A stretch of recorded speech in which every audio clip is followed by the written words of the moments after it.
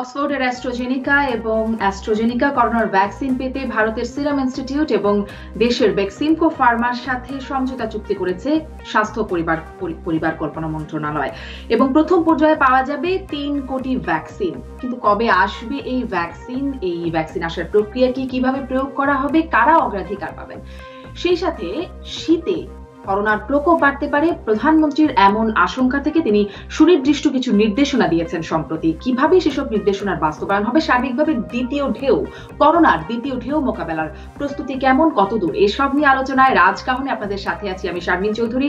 আমার সাথে অতিথি হিসেবে আছেন স্বাস্থ্য পরিবার কল্যাণ মন্ত্রী জাহিদ মালিক এমপি, আছেন বেক্সিমকো ফার্মার ব্যবস্থাপনা পরিচালক নাজমুল হাসান পাপন এমপি এবং আছেন করোনা মোকাবেলায় জাতীয় টেকনিক্যাল পরামর্শ কমিটির সভাপতি অধ্যাপক ডাক্তার মোহাম্মদ শহীদুল্লাহ। স্বাগত জানাচ্ছি আপনাদের তিনজনকেই আজকের রাজকাহনে। শিরোনাম ঠিক করেছি সচেতনতা থেকে ভ্যাকসিন, অগ্রগতি কেমন। জনাব নাজমুল হাসান পাপন এমপি, আপনার কাছ থেকেই শুরুতে জানতে চাই, আপনার কাছ থেকে শুরু করি যে একটা স্বস্তির জায়গা আমরা পাচ্ছি অন্তত, যে একটা ভ্যাকসিন আসতে যাচ্ছে, একরকম নিশ্চয়তার জায়গা পাচ্ছি, যেহেতু অক্সফোর্ডের ভ্যাকসিন পেতে যে সমঝোতা চুক্তির কথা আমরা জানতে পারছি আপনাদের মাধ্যমে যেটি সম্পন্ন হচ্ছে, সাধুবাদ জানাই। জানতে চাই যে আপনারা কি প্রক্রিয়ায় ভ্যাকসিনটা নিয়ে আসবেন, কিভাবে, এবং সবার যে জনমনে যে প্রশ্ন কবে আসবে ভ্যাকসিন। নাজমুল হাসান পাপন। আসলে বেসিক্যালি এইবারের যে আমাদের দেশে কিন্তু অনেক ভ্যাকসিন, অনেক ওষুধ অলরেডি ইম্পোর্ট হচ্ছে এবং হয়েছে আগেও, বাট এটা কিন্তু একটু ইউনিক ইন দ্য সেন্স যে এখানটায় সরকার সরাসরি ওই সিরাম ইনস্টিটিউট অফ ইন্ডিয়ার সাথে কিন্তু চুক্তিতে, মানে এটা শুধু না, এমন না যে বেক্সিমকোর সাথে সরকার, সাধারণত লোকাল এজেন্ট বা ডিস্ট্রিবিউটরের সাথে হয়ে থাকে, কিন্তু এই ক্ষেত্রে কিন্তু সরকার ওদের সাথে ডাইরেক্টলি নেগোসিয়েট করে প্রাইসটা ঠিক করেছে। এটা হলো সবচেয়ে বড় কথা। This is number one. So এইটা যার জন্য আমার মনে হয় যে বাংলাদেশ সবচেয়ে কমেই পাবে, মানে এখন পর্যন্ত এইটুকু বলতে পারি যে এখন পর্যন্ত যা আছে এর চেয়ে কমে কোনো দেশ পাওয়ার কোনো সম্ভাবনা আমি দেখি না। এই হলো দিস ইজ নাম্বার ওয়ান। তো এটা আসবে, যেটা বেসিক্যালি এটা ওদের পুনে প্লান্ট থেকে, ভারতের পুনে প্লান্ট থেকে এটাকে নিয়ে আসতে হবে দিল্লি থেকে, তারপরে এটাকে নিয়ে আসতে হবে ঢাকায়। সো ঢাকা, দিল্লি টু ঢাকা তো ডেফিনেটলি আসবে আপনার ফ্লাইটে, প্লেনে করে, বাট ওখান থেকে আসবে ওই ওদের জন্য স্পেশালাইজড গাড়ি লাগে, কারণ টেম্পারেচার মেনটেন করতে হয়, আপনি জানেন হয়তো। সো এটা টেম্পারেচার সেন্সিটিভ, ওই স্পেশালাইজড গাড়িতে করে নিয়ে আসা হবে এবং ওখান থেকে এখন যেটা লেটেস্ট অ্যাকর্ডিং টু দি এখন পর্যন্ত আন্ডারস্ট্যান্ডিং, এখন পর্যন্ত কিন্তু মাত্র এমওইউ হয়েছে, এগ্রিমেন্ট সই হয়নি। তো একটা হতে পারতো যে সরকার সরাসরি নিয়ে যাবে ওখান থেকে, বাট এখানটায় কিছু দায়িত্ব মনে হচ্ছে এখন পর্যন্ত এমওইউ অনুযায়ী আমাদেরকে নিতে হবে as Beximco Pharma, as the distributor. So আমাদের এখানটায় আসার পরে এখানে ইনিশিয়াল চেকিং, প্রথম কথা হচ্ছে ওই সিরামের পুনে প্লান্ট থেকে এখানে আসা পর্যন্ত পুরো টেম্পারেচার ঠিক আছে কিনা, এই দায়িত্ব আমাদের, যে এটা টেম্পারেচার ভ্যারিয়েশন হয়নি, 2 থেকে 8 এর মধ্যেই ছিল, কোল্ড চেইন মেনটেন করা হয়েছে। এখানে আসার পরে ইনিশিয়াল যে ইন্সপেকশন, সেটাও আমাদের দায়িত্ব, যদি কোনো শর্টেজ বা ব্রেকেজ বা কোনো কিছু থাকে সেটা আমাদের দায়িত্ব, এবং তারপরে এটাকে ইন্টারিম স্টোরেজ করা, এটার জন্য একটা ওয়্যারহাউস তৈরি করে এটার মধ্যে রাখা, এবং সরকার যে সমস্ত জায়গায় যখন চাবে সেই সময়টায় এই ভ্যাকসিন গুলা যেই পরিমাণ চাবে আমাদেরকে পৌঁছে দিতে হবে। সো দিস ইজ দি এখন পর্যন্ত আমাদের সাথে সরকারের, আমাদের রোলটা এখানটা এইটাই, এবং আমি মনে করি এটা একটা বেশ কঠিন কাজ, থ্রুআউট দ্য চেইন, মানে এই প্রসেস কোল্ড চেইন মেনটেন করা, প্লাস আমরা যেটা ওখানে বলেছি যে ফার্মাকোভিজিলেন্স, এটা এই ভ্যাকসিনটার পরে কারো কোনো সমস্যা হচ্ছে কি হচ্ছে না, কাকে দেওয়া হচ্ছে কাকে দেওয়া হচ্ছে না, ফার্স্ট ডোজ নেওয়ার পরে 28 দিন পরে সেকেন্ড ডোজ নিল কি না, মনিটরিং। সো এটা একটা বেশ কমপ্লিকেটেড প্রসিডিওর অন্যান্য যে কোনো ভ্যাকসিনের চেয়ে। সো সেই জন্য এটার জন্য যা যা দরকার আমরা বলেছি, সরকার যদি চায় we will provide everything. Pharmacovigilance already আমাদের দেশে একটা তো নিশ্চয়ই আছে, কিন্তু এটা আমরাও দিতে ইচ্ছা প্রকাশ করেছি। অ্যান্ড ফাইনালি এটা যখন দিবে, স্টোর করবে, এটার জন্য যদি সরকার চায় আমরা তাদেরকে ট্রেনিং দিতেও রাজি আছি, এবং রিকল প্রসেস, যদি কোনো কারণে কোনো সমস্যা হয়, কোনো একটা ব্যাচ রিকল করতে হয় মার্কেট থেকে, সেটা কি করতে হবে সেই ব্যাপারেও আমরা সরকারকে সাহায্য করব বলে বলেছি। সো এখন পর্যন্ত আপনার লাস্ট পোর্শনটা যেটা আপনি জিজ্ঞেস করেছিলেন যে কবে নাগাদ আসতে পারে, আসলে যেটা হয়েছে এখন এইটার উত্তরটা দেওয়া খুব কঠিন সময়টা, কারণ আসবে অনেক আগে, আমি নিশ্চিত যে এই বছরের মধ্যে এটা ইউরোপ, ইউকে তে চলে আসবে, এমনকি ইউএসএ তেও চলে আসতে পারে। সো এই ব্যাপারে কোনো সন্দেহ নেই, কিন্তু আমরা ওখানে কতগুলো ক্লজ দিয়েছি যে আসলেই তো মার্কেটে হবে না। প্রথমত হচ্ছে আমরা বলেছি যে ইউএসএফডিএ, ইউকেএমএচআর, ডব্লিউএইচও ওদের অ্যাপ্রুভাল ছাড়পত্র লাগবে, একমাত্র ওরা ছাড়পত্র দেওয়ার পরেই আমরা বাংলাদেশে আনবো। তো এখন পর্যন্ত আমার ধারণা বাই ডিসেম্বর ডেফিনেটলি এই বছরের মধ্যে ইউকে এবং ইউরোপিয়ান ইউনিয়ন এটা অ্যাপ্রুভাল দিয়ে দিবে। এন্ড ডব্লিউএইচও হয়তো একটু 15-20 দিন সময় বেশি লাগতে পারে, দ্যাটস অল। সো আমাদের ধারণা বাই জানুয়ারি আমরা আশা করতে পারি যে আমরা এটা নিয়ে আসবো। এবং আমাদের ধন্যবাদ, স্পষ্ট হলো মোটামুটি জানুয়ারির মধ্যে আমরা পেতে যাচ্ছি। জনাব রাজবুল হাসান পাপন, আপনি বলছিলেন প্রাইসের বিষয়টা, যে সবচেয়ে কম খরচে আমরা পাবো। আমরা যেটি গণমাধ্যমে দেখতে পাচ্ছি যে পার ডোজ $5 বা 425 টাকার মতো করে পড়বে বাংলাদেশে। আপনাদের আনতে কেমন খরচ হবে, সরকারকে আপনারা বা সরকার কেমন খরচে সেটি পাবে, সেটি কি আমাদেরকে একটু ধারণা দিতে পারেন? এটা আমি আপনাকে বলি, এটা মার্কেট প্রাইস, মানে দুটো, একটা হলো সরকারি, আরেকটা হচ্ছে প্রাইভেট মার্কেট। প্রাইভেট মার্কেটের জন্য ওরা এখন পর্যন্ত যেটা অন্যান্য যাদের সাথে কথা বলছে এটা হচ্ছে $10। সো আমরা বেক্সিমকোর থেকে খুবই অল্প, মানে একদম নেগলিজিবল কোয়ান্টিটি একটা নিয়েছি। ওটার কারণটা আমি একটু পরে বলবো আপনাদেরকে কেন এই জিনিসটা আনছি আমরা। সো এটা আমরা মাত্র 5 লক্ষ লোককে দেওয়ার মতো আমরা নিয়ে আসছি। এটা $8 ওদের সাথে আমরা বুকিংটা দিয়েছি, $8 করে। কিন্তু সরকার যেটা নিবে সেটা definitely it won't exceed $5। But এটা বড় কথা না, টোটাল কস্ট আমি বলছি। তার চেয়ে বড় কথা হচ্ছে ভারতীয় সরকারকে এগ্রিমেন্টে বলা হচ্ছে যে ভারতীয় সরকারকে যে দামে বিক্রি করবে ওরা, সেই দামেই বাংলাদেশকে দিতে হবে। সো এটা যদি দাম আরো কমে যায় তাহলে অবশ্যই এটার দাম আরো কমবে। অনেক ধন্যবাদ জনাব রাজবুল হাসান পাপন। মাননীয় মন্ত্রী, আপনার কাছ থেকেও ভ্যাকসিন প্রসঙ্গে জানতে চাই, একটা আশার জায়গা যেহেতু, আপনি যদি আমাদেরকে জানান যে অগ্রাধিকারের কারা পাচ্ছে, কারা। আমরা জানছি যে প্রথমে 2টি করে ডোজ পাবেন যারা আর কি ভ্যাকসিনটি পাবেন, 3 কোটি ভ্যাকসিনের ডোজ, অর্থাৎ 1.5 কোটি মানুষ সেটি পেতে যাচ্ছেন। এই 1.5 কোটির তালিকায় কারা, মাননীয় মন্ত্রী?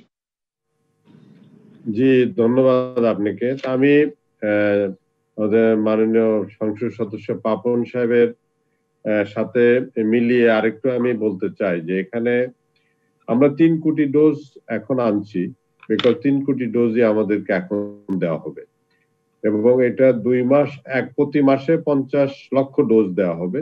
প্রতিটি ব্যক্তির জন্য 2 ডোজ করে লাগবে, অর্থাৎ 1.5 কোটি লোককে দেওয়া যাবে। 28 দিন একটা গ্যাপ আছে আর কি, 28 দিনের।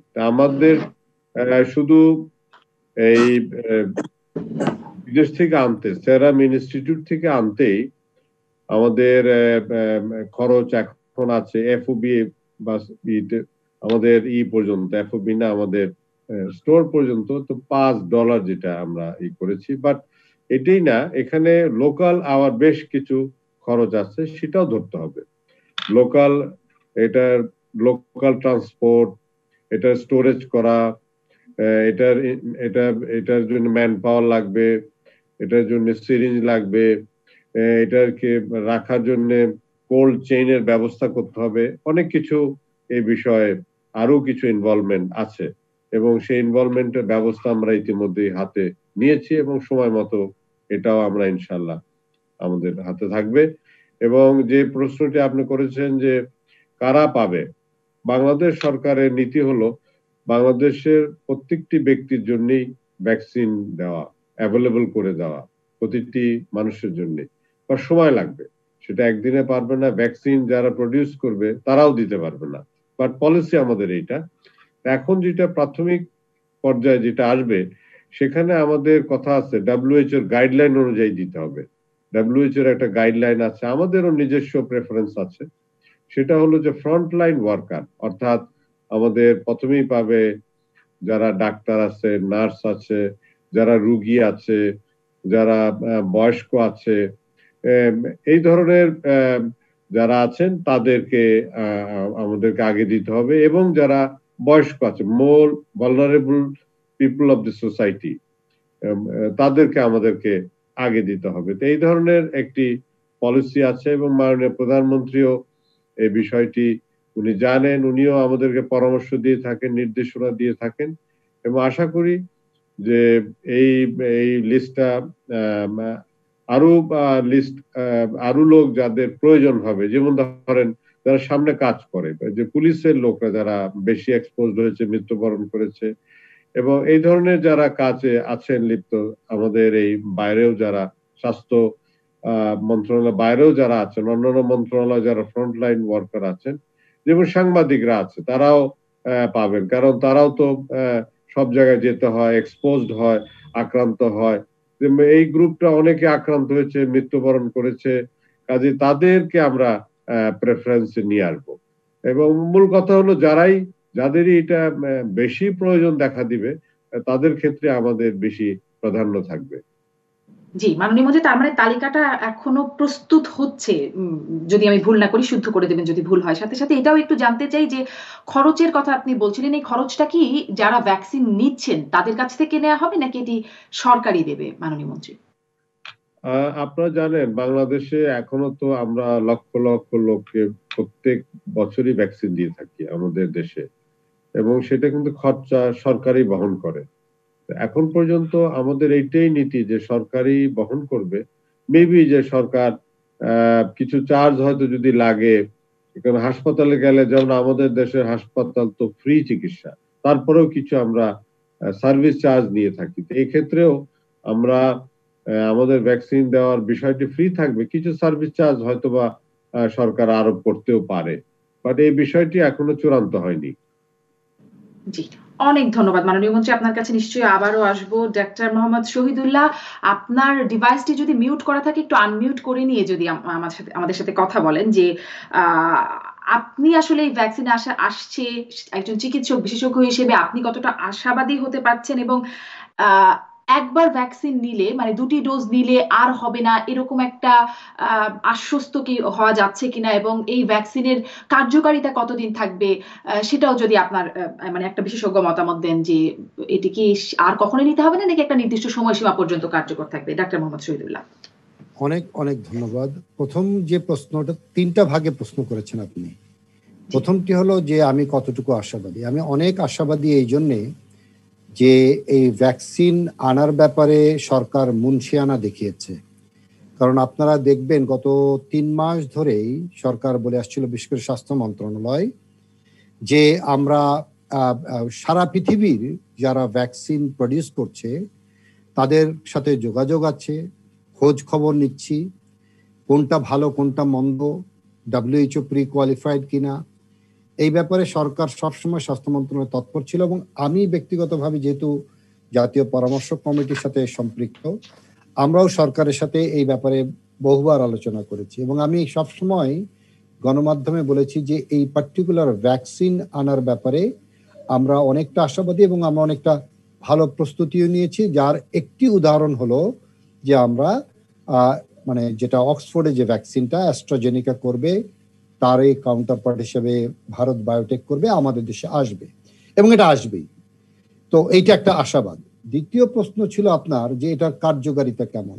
এটার কার্যকারিতা তো অবশ্যই থাকবে, না হলে কারণ এই যে ফেজ এ and phase 2 and phase 1, phase 2, phase 3, phase 1টা কি? ফেজ 1টা হলো যে সেফটি, মানে অর্থাৎ ওই ভ্যাকসিনটা কতটুকু নিরাপদ। ফেজ 2 হলো এফিকেসি, কতটুকু কার্যকর কিনা। ফেজ 3 হচ্ছে both mix, safety and efficacy. এবং এটা একটি দেশে করছে না এই অক্সফোর্ডের ভ্যাকসিন, পৃথিবীর কয়েকটি দেশে হচ্ছে।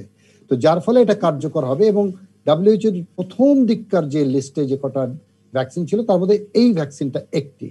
এখন আপনার তৃতীয় যে পার্ট প্রশ্ন যে এটা কতদিন প্রোটেকশন দেবে, এইটা কিন্তু এখন বলা যাবে না, কারণ আপনার বাকি দুটা কিন্তু আমি স্পেসিফিক্যালি জবাব দিতে পারলাম। কিন্তু কতদিন, এটা কি 6 মাস, 1 বছর, 2 বছর, এইটা যখন ফেজ 3 ট্রায়ালের পরে কিন্তু তারা বলবে যে 2টি ডোজ দেওয়ার পরে একটি মানুষের মধ্যে যখন এই কোভিডের বিরুদ্ধে রোগ প্রতিরোধ ক্ষমতা তৈরি হবে, সেটি এতদিন দিবে, ডেফিনেটলি একটা সার্টেন টাইম দেবে। But I do not think, যেটা ছোটখাটো যেটুকু আমার লেখাপড়া করা আছে এবং যেহেতু প্রচন্ড এটার ব্যাপারে আগ্রহ, লাইফ লং হয়তো দেবে বলে মনে হয় না। এটাই তাদের ধারণা সবার, সেটা আমারও ধারণা যে এটা লাইফ লং দেবে না, বাট যত লম্বা সময় দেবে তত আমাদের জন্য এটা স্বস্তির বিষয়। অনেক ধন্যবাদ ডাক্তার মোহাম্মদ শহীদুল্লাহ। আমি জনাব নাজমুল হাসান পাপন এটাও একটু জানতে চাই যে মাঝখানে আমরা কিছুদিন আগেই দেখলাম যে অক্সফোর্ডের ভ্যাকসিন যারা ট্রায়ালে অংশ নিচ্ছেন তাদের মধ্যে একজন অসুস্থ হয়ে পড়লেন এবং স্থগিত ছিল কিছুদিন ট্রায়াল। এরকম আর কোনো অনিশ্চয়তার মধ্যে পড়ার বিষয় কি সামনে আছে, আশঙ্কা আছে, এরকম কোনো কোন পর্যায়ে আছে নাজমুল হাসান পাপন?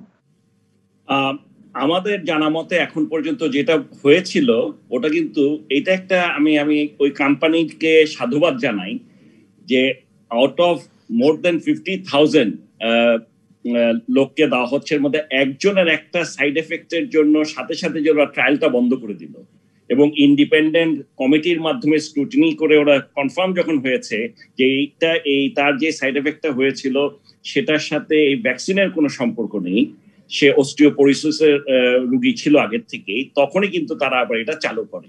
সো ওদিক দিয়ে যদি আপনি বলেন, সেদিক দিয়ে আমার জানা মতো এখন পর্যন্ত phase 3 trial has already been completed in অনেক জায়গায়।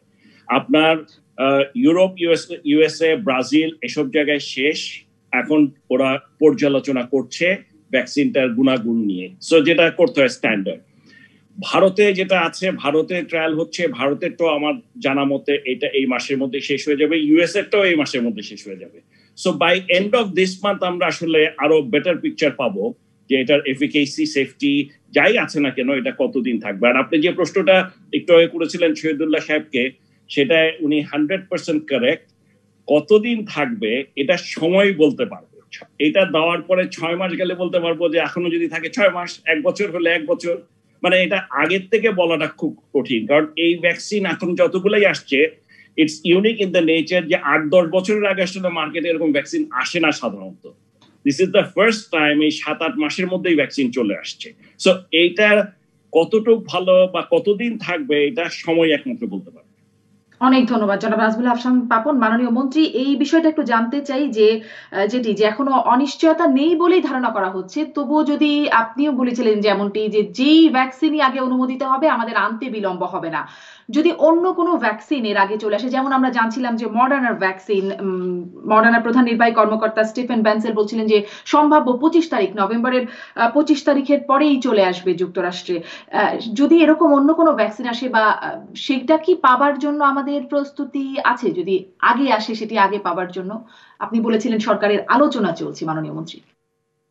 জি, ধন্যবাদ আপনাকে এই প্রশ্নের জন্য। আপনারা জানেন যে আমাদের দেশে আমরা অ্যাস্ট্রাজেনিকার ভ্যাকসিন আনছি, যেহেতু কিনা এই ভ্যাকসিনটি আমাদের দেশে আমরা খুব সহজেই পাবো, আমাদের এটার দামটা আমাদের নাগালের মধ্যে আছে, প্লাস এটার যে টেম্পারেচারে রাখতে হবে সেটা হলো 2 থেকে 8 ডিগ্রির মধ্যে।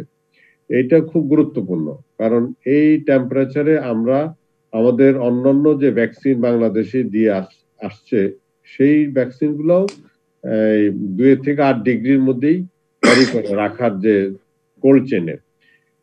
যেটা আপনি মডার্নার ভ্যাকসিন বললেন, সেই ভ্যাকসিনের যে রাখার যে জায়গা, যেটা যে টেম্পারেচারে রাখতে হবে সেটা প্রায় 80 ডিগ্রি মাইনাস 80 ডিগ্রিতে। সে মাইনাস 80 ডিগ্রিতে যে ভ্যাকসিন রাখতে হবে সেই ভ্যাকসিন বাংলাদেশে এনে দেওয়া রাখা সম্ভব নয়, এবং কারণ এই ধরনের ইনফ্রাস্ট্রাকচার বাংলাদেশে নাই যে প্রত্যেকটি জেলায় উপজেলায় মাইনাস 80 ডিগ্রি রাখার মতো ব্যবস্থা নাই, কাজে ওই ভ্যাকসিন আমরা এখানে আনতে পারবো না, আমরা এটাকে দিতেও পারবো না। কিন্তু অনেক ভ্যাকসিন আশা করি আসবে, যে ভ্যাকসিন গুলো এই টেম্পারেচারে 2 থেকে 8 ডিগ্রি বা 10 ডিগ্রি এর মধ্যে ভ্যারি করবে, যেগুলো রাখা সম্ভব, আমাদের দেশে দেওয়া সম্ভব, সেই ভ্যাকসিন গুলি আমাদেরকে নিতে হবে। এবং অ্যাস্ট্রাজেনেকা এটাই হলো সেই ভ্যাকসিন যেটা 2 থেকে 8 ডিগ্রির মধ্যেই এদেরকে রাখলে পরে এই ভ্যাকসিন কার্যকরী থাকবে এবং আমরা দিতে পারবো। স্পষ্ট। মাননীয় মন্ত্রী, একটা বিরতিতে যাব, বিরতির পরে এসে আপনার কাছে আরো জিজ্ঞাসা করব মডার্না ছাড়াও যে আরো ভ্যাকসিন গুলো আছে, যেমন চীনের সিনোভ্যাক, যেটি ব্রাজিলের ক্লিনিক্যাল ট্রায়ালে সফলতা পেয়েছে, তারা 6 কোটি ভ্যাকসিন কিনছে আমরা জানতে পারছি। আমাদের দেশে এটি ট্রায়াল হবার কথা ছিল, কিন্তু তারা কো ফান্ডিং চাইলো চীনা সিনোভ্যাক, এবং আমরা সেটিতে রাজি হলাম না, যার কারণে হলো না বলে আপনার কাছ থেকে আমরা জানতে পারছিলাম। অবশ্য বলছে বাংলাদেশকে যথেষ্ট সময় দেওয়া হয়েছিল, কিন্তু বাংলাদেশ সময় মতো করতে পারেনি বলে তারা আসলে ট্রায়ালটি বন্ধ করে দিল। এই বিষয়টি একটু জানতে চাই যে আমরা কেন এই অপরচুনিটিটা হারালাম কিনা। অনেকেই এটি নিয়ে একটা সমালোচনা করছে, যেখানে আপনাদের প্রশংসা হচ্ছে যে এক মুন্সিয়ানা দেখিয়েছেন, ডাক্তার শহীদুল্লাহ বলছিলেন ভ্যাকসিন আনার ক্ষেত্রে, এখানে কি একটু আমাদের কোথাও অসুবিধা হয়ে গিয়েছিল কিনা, এবং সেটিও যদি আগে আসে আমরা আগে পাবো কিনা। একটা বিরতির পরে মাননীয় মন্ত্রী ফিরছি। ফিরে এলাম জিপিএইচ ইস্পাত নিবেদিত রাজখাউনে। মাননীয় মন্ত্রী, যে প্রশ্নটি করছিলাম, অ্যাস্ট্রাজেনিকা অক্সফোর্ডের ভ্যাকসিনটি আনতে যেমন মুনশিয়ানার জন্য প্রশংসিত হচ্ছেন আপনারা, সাথে সাথে সিনোভ্যাকের ভ্যাকসিন, চীনা ভ্যাকসিন, সেটি কেন ট্রায়াল বন্ধ হলো, সেখানে একটা সমালোচনার জায়গাও বিশেষজ্ঞ মহলে আছে। এবং আগস্টের শুরুতে ট্রায়ালটি শুরু হবার কথা ছিল, কিন্তু সময় মতো সিদ্ধান্ত না হবার কারণে ফান্ডিংটা, আমাদের বাংলাদেশের জন্য যে ফান্ডিং ছিল সেটা অন্য দেশে চলে গেছে। এখন বাংলাদেশ ট্রায়াল চাইলে ফান্ডিং মানে কো ফান্ডিং করতে হবে, এরকমটি জানাচ্ছে, মানে সিনোভ্যাকের কাছ থেকে এরকমটি জানা যাচ্ছে, গণমাধ্যম সূত্রে এরকমই তথ্য। কেন আমরা এটা মিস করে ফেললাম? একটা সুযোগ হারালাম কিনা। 1,10,000 ভ্যাকসিন, যদিও অল্প, এটি আমাদের বিনামূল্যে পাওয়ার একটা সুযোগ ছিল। মাননীয় মন্ত্রী, কি বলবেন? আমি প্রথমেই বলতে চাই, যেটা আমাদের এখানে যে টাকার অভাবের কারণে এটা বন্ধ হয়েছে সেটা আমি মনে করি না। এখানে যখন সিনোভ্যাক ভ্যাকসিন দিতে চায়, আমরা আলোচনা করে, চিন্তা ভাবনা করে আমরা তাকে অনুমোদন দেই, এবং সেখানে একটা তাদের সাথে আমাদের মোটামুটি একটি কমিটমেন্ট হয়, চুক্তি হয়, যে তারা এখানে 1 লক্ষ ফ্রি দিবে এবং পুরা কাজটি তাদের অর্থায়নে হবে, এবং পৃথিবীর সর্বত্রই তাই হয়ে থাকে। এবং আমরা সেই শর্তে আমরা এখানে অনুমোদন দিয়েছি। দেওয়ার পরে আমরা অপেক্ষা করতে থাকলাম, কিন্তু তারা এখানে ট্রায়ালে আসলো না। তারা বললো যে তাদের ফান্ডিংটা নাই, বা এই কথাগুলো তখন আগে কোনো আমাদেরকে বলে নাই। আর ফান্ডিং তো তাদের অ্যারেঞ্জ করার কথা, তারা নিজেদের ফান্ড নিজেরা অ্যারেঞ্জ করবে, সেটা কোত্থেকে আসবে এটা আমাদের দেখার বিষয় না, জানার বিষয় না। এবং পৃথিবীর কোথাও যে দেশে এই ট্রায়াল হবে সেই দেশ থেকে টাকা নিবে বা তারা সেই অর্থায়ন করবে, এই নজির কোথাও নাই। আমরা মাননীয় মন্ত্রী, আপনার বক্তব্য স্পষ্ট। মাননীয় মন্ত্রী, তাহলে কি এই তথ্যটি ভুল যে আমরা সময় মতো সিদ্ধান্ত জানাতে পারিনি, মানে বাংলাদেশ সময় মতো সিদ্ধান্ত জানাতে পারেনি বলে ফান্ডিংটি অন্য দেশে চলে গেছে, এই তথ্যটি কি ভুল? না না, এখানে সময়ের কোনো বার ছিল না। আমাদেরকে যখন বলেছে, একটা প্রপোজাল দিয়েছে, সেই প্রপোজাল আমরা সিদ্ধান্ত দিয়েছি, আমাদের যেটুকু আমাদের সময় লাগার কথা আমরা লেগেছি, এবং তারাদেরকে বলা হয়েছে যে আমরা জানাচ্ছি, এবং আমরা তো জানিয়েও দিচ্ছি। এবং যখন এই পর্যায়ে গেছে, তাদের সাথে আমাদের পরে এটা নিয়ে সভা হয়, সবকিছুই হয়, এবং তারা আমাদেরকে চিঠিপত্র দেয়। তারপরে তারা সাডেনলি তারা বলে যে আমরা এখন করতে পারবো না, আমরা ফান্ডের ব্যবস্থা করলে করতে পারবো। তো তারা ফান্ডের ব্যবস্থা করার কথা বলেই তারা উইথড্র করেছে। তো কেন এমনটা করলো মাননীয় মন্ত্রী? সেটা কি স্পষ্ট হচ্ছে? অন্য দেশে তো ঠিকই তারা ট্রায়াল করছে, আমাদের সাথে এমনটা কেন করলো? সেটা তো তাদের বিষয়, তারা পারে নাই, কিন্তু তার জন্য আমাদের কাজ কোনো ঠেকে নাই। আমরা তো অলরেডি ভ্যাকসিনের ব্যবস্থা করে ফেলেছি, এবং তাদের ভ্যাকসিন থেকে এটা আমি মনে করি কোনো অংশে না, আমাদের যে অ্যাস্ট্রাজেনেকার ভ্যাকসিনও এটা খুবই ভালো, এবং তাদের থেকে আমরা মনে করেন যে মূল্যের দিক দিয়েও আমরা সাশ্রয় করেছি। তাদের ভ্যাকসিনের মূল্য অনেক বেশি ছিল, এবং তারা সেটা স্পষ্ট করে নাই, কিন্তু আমরা যতটুকু জানতে পেরেছি অনেক বেশি মূল্য তাদের, এবং তার জন্য আমাদের খুব একটা কিছু ক্ষতি হয়নি।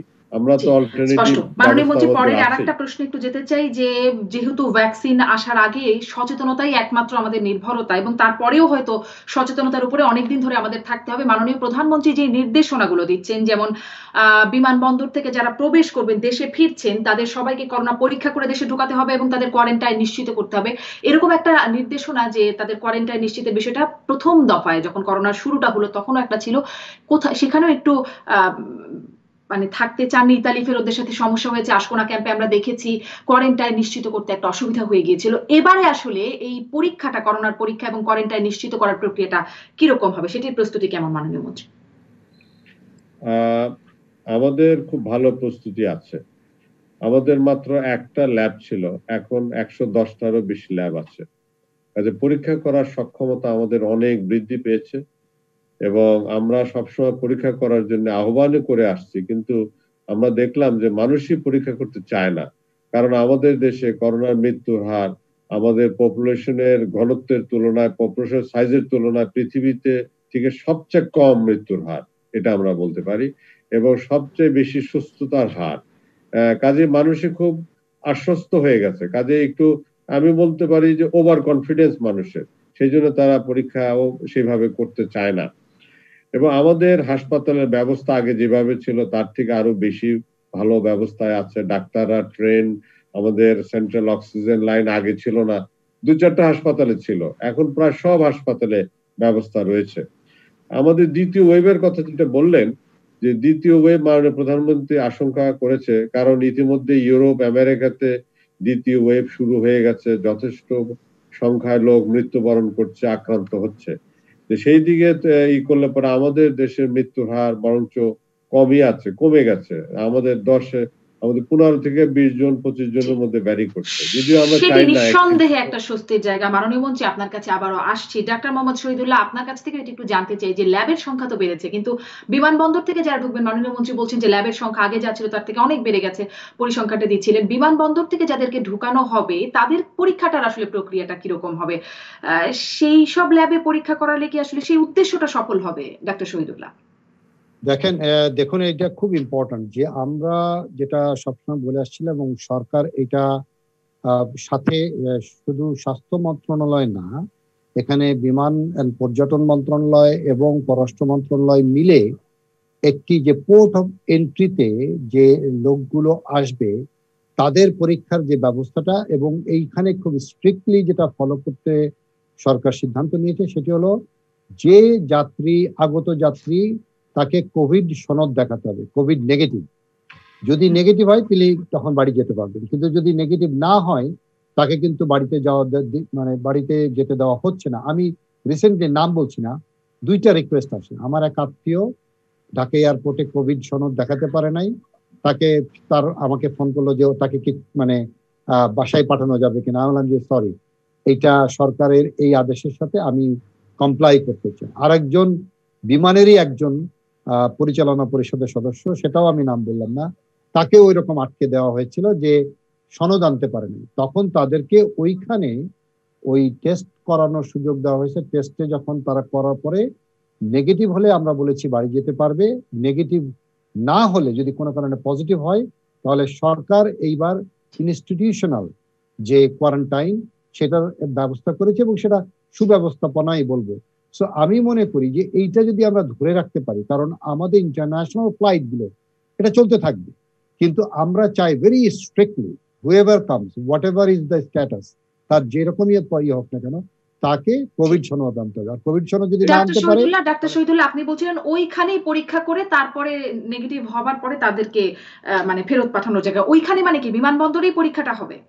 না, এইটা যেটা আমার যে ভদ্রলোক আমার সঙ্গে যোগাযোগ করেছিল তাকে ওখানেই টেস্টের ব্যবস্থা করা হয়েছিল, কিন্তু আলটিমেটলি তো ল্যাবে নিবে। ল্যাব তো আর বিমানবন্দরে নাই, এবং আমাদের ল্যাবগুলো অনেকগুলোর মধ্যে আমাদের একটা রেফারেল ল্যাব হচ্ছে আইডিসিআর। তো আইডিসিআরও করাতে পারে বা যে কোনো জায়গায় করানোর ব্যবস্থা করা যেতে পারে, এবং সরকার এই দায়িত্বটা যেটা শুরু করেছে যদি এটা সুচারুভাবে পালন করে, আমি তাহলে মনে করি পোর্ট অফ এন্ট্রি দিয়ে আমাদের নতুন করে একবার সংক্রমণ ছড়ানোর সম্ভাবনাটা কমে যাবে। অনেক ধন্যবাদ ডাক্তার মোহাম্মদ শহীদুল্লাহ। সুচারুভাবে করার জায়গাটাতেই হচ্ছে আমাদের জানবার জায়গাটা ছিল। জনাব নাজমুল হাসান পাপন এমপি, আপনার কাছ থেকে একটু ওষুধের জায়গায় জানতে চাই যে আপনাদের আরো একটা ভালো জায়গা যেটি যে রেমডেসিভির, যেটি শুরুতে কার্যকারিতার জায়গায় আলোচিত ছিল, সেটি হাসপাতালগুলোতে বিনামূল্যে দেওয়ার কাজটি আপনারা করেছেন, সেটি কি এখনো চলছে সেই তৎপরতাটি? এতে আপনাদের খরচ কেমন হচ্ছে? এবং বিশ্ব স্বাস্থ্য সংস্থা এখন এসে বলছে যে রেমডেসিভিরের কার্যকারিতা, সম্প্রতি বলেছে আদৌ নাকি কার্যকারিতাই নাই। এই বিষয়টিতে এখন কি বলবেন? এখন কি তৎপরতায় আছেন আপনারা? আমার সঙ্গে একটু সাপ্লিমেন্টারি বলবো স্যার। বলতে চাচ্ছি, আমাদের মাননীয় সংসদ সদস্য পাপন সাহেবের যাওয়ার আগে আমি দুই একটা কথা এখানে আগের প্রশ্নের সাথে একটু বলা প্রয়োজন মনে করি। সেটা আমি একটু বলতে চাচ্ছি। সেটা হলো যে আমাদের দ্বিতীয় ওয়েভের প্রস্তুতি সম্বন্ধে আরেকটা জরুরি বিষয় আছে। সেটা হলো যে ইতিমধ্যে আমরা সমস্ত মন্ত্রণালয়, ক্যাবিনেট সহ আমরা চিঠি দিয়েছি, এবং যার মধ্যে বলেছি যে আমাদের সরকারের পক্ষ থেকে যদি সেবা নিতে হয় তাহলে মাস্ক পরে সেবা নিতে হবে, এবং সেই মাস্ক যে পরে আসবে না সে সেবা পাবে না। কাজে সেবা পেতে হলে মাস্ক করতে হবে। এবং যদি উদাহরণস্বরূপ বলি, সেটা যেমন হাসপাতালে সেবা নিতে হলে মাস্ক পরে আসতে হবে, শিল্পে, তারপর দোকানপাটে যদি ক্রয় করতে চায়, সেবা নিতে চায়, তাহলে তাকে মাস্ক পরে আসতে হবে, ট্রান্সপোর্টে, ব্যাংকে, পুলিশ স্টেশনে, কোর্টে, এবং ধরেন পুলিশ স্টেশনে, কোর্টে, এই সমস্ত জায়গায় আরো যত সরকারি আছে এবং বেসরকারি, সেখানে যদি তারা আসে তাহলে মাস্ক পরে আসতে হবে, তবেই তারা সেবা পাবে, তাহলে সেবা পাবে না। শুধু তাই নয়, আমরা এটাও বলেছি যারা মাস্ক পরে সেবা নিতে আসবে না বা ঘুরে বেড়াবে তাদেরকে মোবাইল কোর্টের মাধ্যমে তাদেরকে ফাইনও করা হবে। এবং আপনি ইতিমধ্যে লক্ষ্য করেছেন যে বিভিন্ন জায়গায় মোবাইল কোর্ট ইতিমধ্যে শুরু হয়ে গেছে, কার্যকারী হয়ে গেছে এবং সেখানে যথেষ্ট পরিমাণে ফাইনও ইতিমধ্যে হয়ে গেছে। এবং প্রত্যেকটি প্রতিষ্ঠানের সামনে কিন্তু আমরা ব্যানার টানিয়ে দিতে বলেছি এবং এখানে লেখা থাকবে যে সেবা পেতে হলে সার্ভিস পেতে হবে, অর্থাৎ নো মাস্ক নো সার্ভিস। এই কাজটি মাননীয় মন্ত্রী নিশ্চয়ই এই তৎপরতাগুলোর প্রভাব আমরা দেখব, কারণ আমরা সম্প্রতি এই পলিসি ঘোষণার পরেও তার কার্যকারিতার সাথে সাথে হয়তো দেখিনি, তবে নিশ্চয়ই তৎপরতার পরিপ্রেক্ষিতে আমরা শীঘ্রই দেখবো যে এই বিষয়টি আমরা পরিপালন করছি। নাজমুল হাসান পাপন, আপনার কাছে যে প্রশ্নটি করছিলাম সেটি যদি একটু জানতে পারি। না, বেসিক্যালি রেমডেসিভির এটা যখন নাকি এমার্জেন্সি অথরাইজেশন আসে ফ্রম ইউএস এফডিএ তখন কিন্তু ডব্লিউএইচও দিয়েছিল। ইভেন্চুয়ালি একটা সময় এসে ডব্লিউএইচও বললো যে ওদের কাছে যে স্টাডিগুলো এসছে 3টা জায়গার স্টাডি, ওখানে এটার কোনো কার্যকারিতা দেখা যায়নি। কিন্তু সাথে সাথে আপনারা এটাও নিশ্চয়ই জানেন যে ইউএস এফডিএ এটার উপকারিতা পেয়ে এটাকে এখন শুধু এমার্জেন্সি ইউজ না, একেবারে রেজিস্ট্রেশনই দিয়ে দিয়েছে। আর সোফার আমাদের দেশের কথা বলেন, আমাদের ইনিশিয়াল ধারণাটা ছিল এটা শুধুমাত্র আইসিইউতে ভেরি সিরিয়াস পেশেন্টদের দেওয়া হবে। কিন্তু আমি এখন দেখছি বাংলাদেশে যে ডিমান্ড, বিশেষ করে সরকারি হাসপাতালগুলোতে, যেখানে আপনার প্রতিটা পেশেন্টকে আসার পরে প্রথম দিকেই দিয়ে দিচ্ছে রেমডেসিভির। তাদের ধারণা, আমাদের এটা, এই সিদ্ধান্ত কিন্তু আমাদের না, আমরা বলতে পারবেন না, ডাক্তাররা বলতে পারবেন। এখন আর কেউ দেরি করছে না, খারাপ হওয়ার আগেই দিয়ে দিচ্ছে এবং ওরা ভালো রেজাল্ট পাচ্ছে। আর আমাদের তরফ থেকে এটা বলতে পারি, প্রথম দিন থেকে এখন পর্যন্ত সরকারি সব হাসপাতালে আমরা ফ্রি দিয়ে যাচ্ছি। জি, কিন্তু নাজমুল হাসান পাপন, এটাও আমরা জানতে পাচ্ছি যে বেক্সিমকো যখন ফ্রি দিচ্ছে অন্যান্য অনেক কোম্পানি প্রায় দ্বিগুণ করে দাম নিচ্ছে। সেই বিষয়ে কি বলবেন ফার্মাসিউটিক্যাল একটা লিডিং কোম্পানি হিসেবে? এটা আসলে আমার কমেন্ট করা খুব কঠিন। তবে আমরা যেটা করেছি যে প্রাইভেট হাসপাতালে, সরকারি হাসপাতালে কিন্তু তারা বিক্রি করছে না। সো সরকারি হাসপাতালে আমরা মনে করি যে ওখানটায় আমরা সবাইকে ফ্রি দিচ্ছি, বাট প্রাইভেট হাসপাতালে বিক্রি করছে, সেটা আমার মনে হয় করতেই পারে এটা। তবে বেশি দামে করার কোনো সুযোগ নেই কোনো ওষুধই। আমাদের সরকার যে প্রাইসটা ফিক্স করে দিয়েছে এমআরপি, এর ট্রেড প্রাইস, তার চেয়ে বেশি কিন্তু কোনো কোম্পানি নিতে পারে না। কাজে আমি মনে করি এটা ফিক্স করে দিয়েছে এবং এটার দাম কমে আসবে, ইভেন্চুয়ালি আস্তে আস্তে এটার দাম কমে আসবে। অনেক ধন্যবাদ, অনেক ধন্যবাদ। একটা বিরতির পরে আবারও ফিরছি রাজকাহনে, থাকুন সাথে। ফিরে এলাম রাজকাহনে। যেটি এবারে জানতে চাই ডাক্তার মোহাম্মদ শহীদুল্লাহ, আপনার কাছ থেকে জানতে চাই যে যখন দ্বিতীয় ঢেউ আসার আশঙ্কা করা হচ্ছে তখন আমরা দেখছি চিকিৎসকরা, সাচিব এবং বিএমএ নেতারা একটা আন্দোলনের মধ্যে রয়েছেন। তারা সংক্ষুব্ধ যে স্বাস্থ্য অধিদপ্তরের বিভিন্ন জায়গায় প্রশাসন ক্যাডার থেকে পদায়ন করা হয়েছে, তারা সেই পদায়ন যাদের করা হয়েছে তাদের প্রত্যাহার চায় এবং এই পদায়ন বন্ধের দাবিতে তারা আন্দোলনরত আছে। এই ক্ষোভ কি আসলে এই দ্বিতীয় ঢেউ মোকাবেলায় যে চিকিৎসা করার ক্ষেত্রে কোনো প্রভাব ফেলবে কিনা নেতিবাচক? ডাক্তার মোহাম্মদ শহীদুল্লাহ। অ্যাকচুয়ালি দেখুন, দ্বিতীয় ঢেউয়ের সাথে এটার কোনো সম্পর্ক নেই।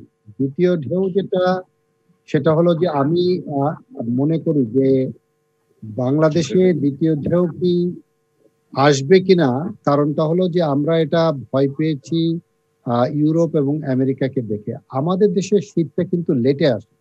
আমাদের দেশের শীতটা হলো ডিসেম্বর এবং জানুয়ারিতে, এবং আমাদের শীতের প্রকোপটাও কিন্তু ইউরোপ বা আমেরিকার মতো অত তীব্র না বা মাইনাসে যায় না। তারপরেও সতর্কের কোনো বিকল্প নেই এবং সেই জায়গাটায় মাননীয় প্রধানমন্ত্রী যে আশঙ্কা ব্যক্ত করেছেন সেই অনুযায়ী স্বাস্থ্য মন্ত্রণালয় এবং অন্যান্য মন্ত্রণালয় যে আন্তঃমন্ত্রণালয় সভা করে এই ব্যাপারে যে প্রিপারেশন নিচ্ছে, সেটাকে আমি সাধুবাদ জানাই এবং আমরা মনে করি যে আমরা এর সাথে আছি। এখন সাচিব বা যেটা বিএমএ যেটা আন্দোলন করছে, সেটা অনেক আগে একটা পেশাজীবীদের যেটা অন্তর একটা দ্বন্দ্ব থেকে যে মানে বিষয়টা তারা তুলে ধরেছে, সেটার সঙ্গে আমি মনে করি না যে এখন যে দ্বিতীয় ঢেউয়ের প্রস্তুতি তার কোনো সংঘাত আছে। কারণ চিকিৎসক অনেক ধন্যবাদ। আমার মনে হয় স্পষ্ট যে একটা প্রভাব পড়বে না বলে আপনি হয়তো ভাবছেন। আমি মাননীয় মন্ত্রীর কাছ থেকে একটু জানতে চাই, আপনি এই দাবির সাথে শতভাগ একমত পোষণ করেছেন আপনার বক্তব্যে আমরা যেটি শুনেছিলাম, তাহলে এমন পরিস্থিতি তৈরি হলো কেন এবং এখন আপনারা আসলে কি ব্যবস্থা নিচ্ছেন, খুব সংক্ষেপে যদি মাননীয় মন্ত্রী। আমি ঠিক প্রশ্নটা বুঝতে পারিনি আপনার। অবস্থা। মাননীয় মন্ত্রী, জানতে চাইছিলাম যে আপনি চিকিৎসকদের দাবির সাথে, মানে বিএমএ সাচিব যে দাবি করছে সেই দাবির সাথে শতভাগ একমত পোষণ করেছিলেন। তাহলে আসলে এরকম পরিস্থিতি হলো কেন? আপনি যদি তাদের সাথে একমত থাকেন তাহলে এই অবস্থায় আসলো কি করে, এবং এখন যখন এসে গেছে তখন কি ব্যবস্থা নিচ্ছেন তাদের দাবির সাথে একমত হয়ে?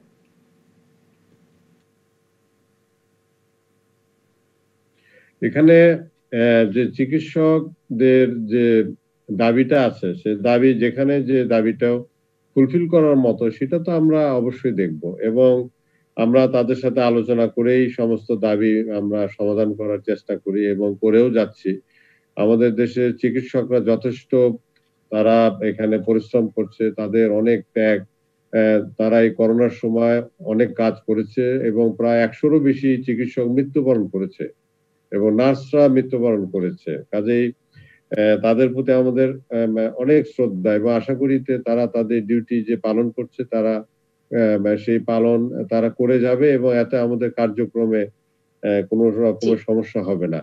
এবং যে কোনো সমস্যা হোক না, আরেকটা বিষয় যদি একটু জানতে চাই যে স্বাস্থ্য মন্ত্রণালয়, মাননীয় মন্ত্রী, আমি যদি একটু প্রশ্নটি করি যে স্বাস্থ্য মন্ত্রণালয়ে যে এই বিষয়টি এখন দুদকের কাছ থেকে উন্মোচিত হচ্ছে, ড্রাইভারের কাছে শত কোটি, কেরানির কাছে হাজার কোটির সন্ধান পাওয়া যাচ্ছে, এরকম অর্ধশতাধিক ব্যক্তির কাছে সন্ধান পাওয়া যাচ্ছে, বিষয়টিকে একটু বিব্রত করে কিনা? যখন আপনারা করোনার চ্যালেঞ্জ মোকাবেলায় একটা প্রাণপণ চেষ্টায় আছেন, তখন এরকম বিষয়গুলো উপস্থাপিত হচ্ছে। এবং দুর্নীতি দমন কমিশন আপনাদেরকে গত বছরই 11টা খাত চিহ্নিত করে সুপারিশ করেছিল, তারপরে এই বিষয়টা স্বাস্থ্য মন্ত্রণালয় উন্মোচিত না করে দুদক উন্মোচিত করছে। বিষয়টা কেমন হয়ে যাচ্ছে মাননীয় মন্ত্রী? আপনারা কি ব্যবস্থা নিচ্ছেন? আপনারা জানেন যে দুর্নীতির বিষয়টা শুধু স্বাস্থ্য মন্ত্রণালয় বিষয়, এখানে খালি আঙ্গি তুললে হবে না। এটা দুর্নীতি পৃথিবীর সব জায়গায় আছে, অন্যান্য জায়গায়ও আছে। তা আমরা এটাকে প্রশ্রয় দিই না। আমরা যেখানেই দুর্নীতি দেখছি, সেটা সরকারি খাতে হোক বা বেসরকারি প্রতিষ্ঠানে হোক, সেটা ক্লিনিকে হোক, ডায়াগনস্টিক সেন্টারে হোক, বা কোনো হাসপাতালে হোক, বা কোনো ক্রয় হোক, যেখানে আমাদের নজরে আসছে সেটা আমরা যথাযথ ব্যবস্থা নিচ্ছি। আপনারা সেটা লক্ষ্য করেছেন, এবং ইতিমধ্যে অনেকে আপনারা জানেন শাস্তি পাচ্ছে, তারা জেলে চলে গেছে। এবং যেখানে যেটা আমাদের নজরে আসছে আমরা ব্যবস্থা নিচ্ছি, এবং দুর্নীতি দমন কমিশনও ভালো কাজ করছে, আমাদেরকে সহযোগিতা করছে, এবং আমরাও সেটাই প্রত্যাশা করি যে এই বিষয়গুলো অন্তত বন্ধ হোক। মাননীয় মন্ত্রী, করোনার মধ্যে আমরা দেখেছি অনেক সামর্থ্যবানদেরকেও দেশে চিকিৎসা নিতে হয়েছে, যারা আগে বিদেশে গিয়ে চিকিৎসা নিতেন, রাজনীতিক ব্যবসায়ী থেকে শুরু করে যারা সামর্থ্যবান, প্রভাবশালী, ক্ষমতাশালী আছেন। আমাদের স্বাস্থ্যখাতকে এমন একটা পর্যায়ে পৌঁছাতে পারবে কিনা এর পরে, মহামারীর পরে, যেখানে আসলে সবাই সামর্থ্যবানরা যারা আছেন, যারা অসহায়, যাদের আর উপায় নেই, তারা তো বটেই, সামর্থ্যবানরাও বাংলাদেশেই চিকিৎসা নেবেন, সেই জায়গাটা, রাস্তার জায়গাটা তৈরি করা যাবে মাননীয় মন্ত্রী? আর অবশ্যই আপনারা দেখেন, আমাদের দেশের আগে চিকিৎসা ব্যবস্থা যা ছিল তার থেকে অনেক গুণে উন্নত হয়েছে। উদাহরণস্বরূপ, আমাদের দেশে যেমন ধরেন Sheikh Hasina burn and plastic institute আন্তর্জাতিক মানের, আমাদের যে গ্যাস্ট্রো লিভার ইনস্টিটিউট, আমাদের নিউরো সায়েন্স ইনস্টিটিউট, আমাদের যে কার্ডিও ইনস্টিটিউট, আমাদের কিডনি ইনস্টিটিউট, চক্ষু ইনস্টিটিউট, এই সবগুলো আন্তর্জাতিক মানের, এবং এখানে ভালো চিকিৎসা হচ্ছে, ভালো ডাক্তার এখানে আছে, এবং এই অনেক ধন্যবাদ মাননীয় মন্ত্রী। আমরা আসলে সেই প্রত্যাশাটা আপনাদের কাছ থেকে আরো একবার করতে চাই। জনাব নাজমুল হাসান পাপন, ফার্মাসিউটিক্যাল কোম্পানি এখানে কেমন ভূমিকা রাখতে পারে? আপনারা মিশিগানে বিনিয়োগ করছেন বেক্সিমকো, সেখানে $20 মিলিয়ন পিপিই তৈরির কাজে বিনিয়োগ করা হচ্ছে, প্ল্যান্ট তৈরি হচ্ছে।